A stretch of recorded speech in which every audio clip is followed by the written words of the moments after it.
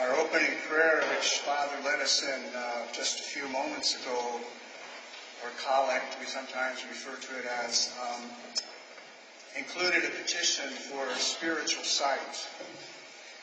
And isn't it true that in our English language we have so many idioms or expressions that are based upon our eyes or seeing? So think about it. When we tell someone to keep their eyes open, we mean for them to remain alert and watchful for someone or something. And if someone sees or considers something through your eyes, it means that they consider it in the way that you do, from your perspective or point of view. And if you see eye to eye with someone, you agree with them, and you have the same opinions or views. If something opens your eyes, it makes you aware that something is different from the way that you thought it was.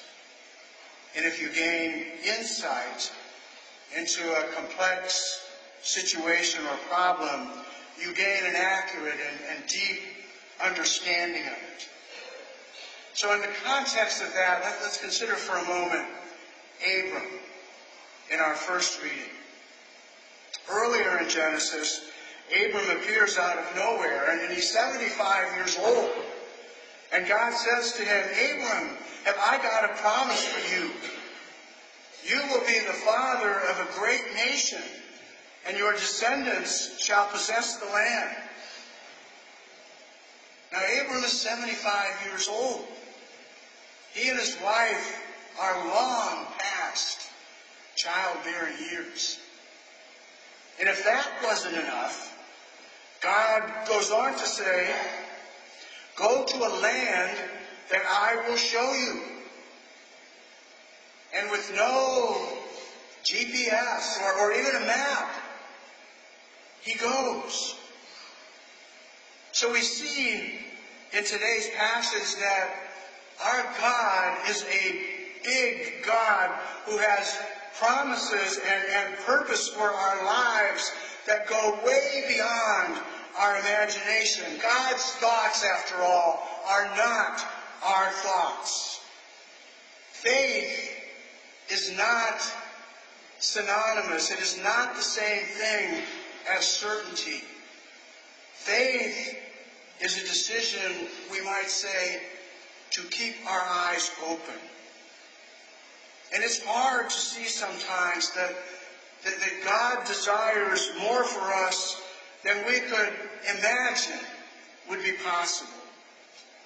God looked to Abram really not for his efforts that would enable him to earn God's blessing.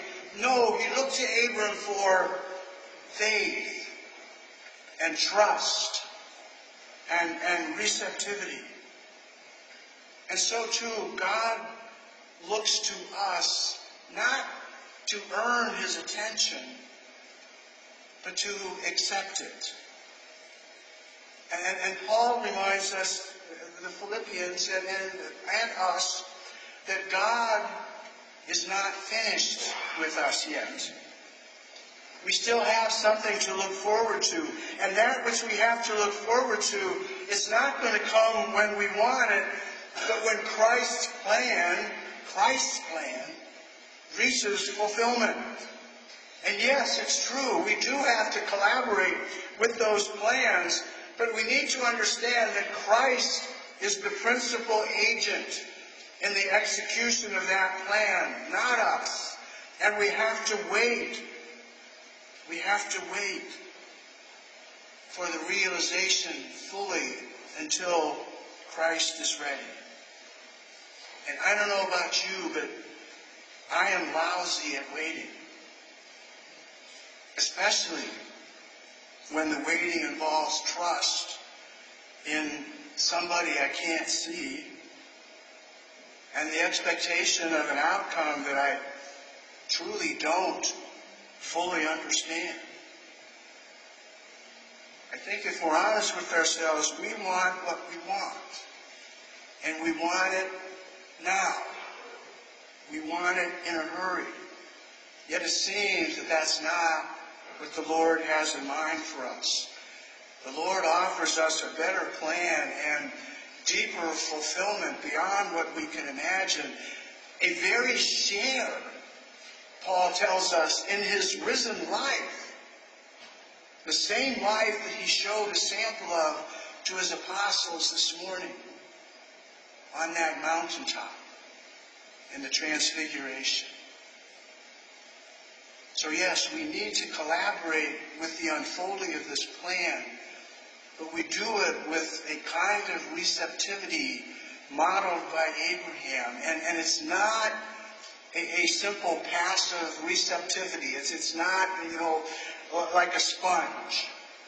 But it's more like the active receptivity of a child responding to the guidance of its parents as it matures. For us, it involves ongoing prayer. It involves nourishing Christ's life in us by study and by reflection and participation in the sacraments and doing the corporal and the spiritual works of mercy. But above all of that, our receptivity involves faith. Faith, the opening of our hearts to another.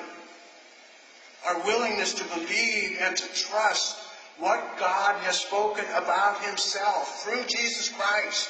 The commitment of our total selves to the life and love of the Lord Jesus. At the start of today's gospel, we find the friends of Jesus praying. Shortly before the passage that we read today, Jesus said to them, "The Son of Man must endure many sufferings, be rejected, and be put to death." And every single one of us here this morning knows what it's like to be afraid. We know what it's like to have something occur in our lives that really challenges our faith and that clouds our vision. Maybe it has been a sudden death, a serious illness, the loss of a job. Maybe it was a betrayal by a spouse or a friend. Maybe it's the reality of war and poverty and injustice in our world. Maybe a son or daughter is making life choices which we see can bring that young person whom we love so dearly only grief and misery. Maybe it was a combination of things that led us to question God's love or even God's very existence. The future sometimes looks dark, and we might say to ourselves, is there a God at all? And if there is, why does he seem to answer my prayers so often only with silence? Jesus' friends certainly had their faith challenged by his betrayal and his arrest and his violent execution. Yet Jesus knew that all of it was going to happen. And that's why he allowed Peter and James and John to see him transfigured in glory. He wanted to give his friends something to hold on to during that horrible ordeal. And for the days and weeks and years after the crucifixion, they could remember that moment when Jesus shone like the sun. And they could hope that Jesus' death wasn't the final word. And they could believe in the midst of all of that there was something else, something better yet to come. So there's a lesson here for us. Whenever we face a crisis of faith, whenever our belief in God and His love for us is challenged, for whatever reason, we too can look back at those times that God has touched our lives and revealed some of His goodness and power to us. And we can be strengthened by that. We can recall a prayer that was answered. An uplifting brush with grace. A time, maybe even here, when Scripture spoke directly to our heart. Or an instance where God used a situation in our lives or another person to guide us in a certain direction. And of course, we can always bring to mind what Jesus did for us during His ministry on earth. When we reflect on these things, our faith in those difficult times is strengthened. Just as the Transfiguration was able to strengthen the disciples after the crucifixion. When our faith is shaken, for whatever the reason, Jesus wants us to remember that He loves us. And in the midst of all of that, He is always with us, and He has a plan for us. And He can bring good even out of evil. And that His greatest wish is that you and I spend eternity with Him in heaven. Faith is not the same as certainty, but it's a decision to keep our eyes open. So let's use these remaining weeks of Lent to beg God to open our eyes that we may see. All it takes is a glimpse of heaven to see that the cross of Lent is followed by the victory of Easter.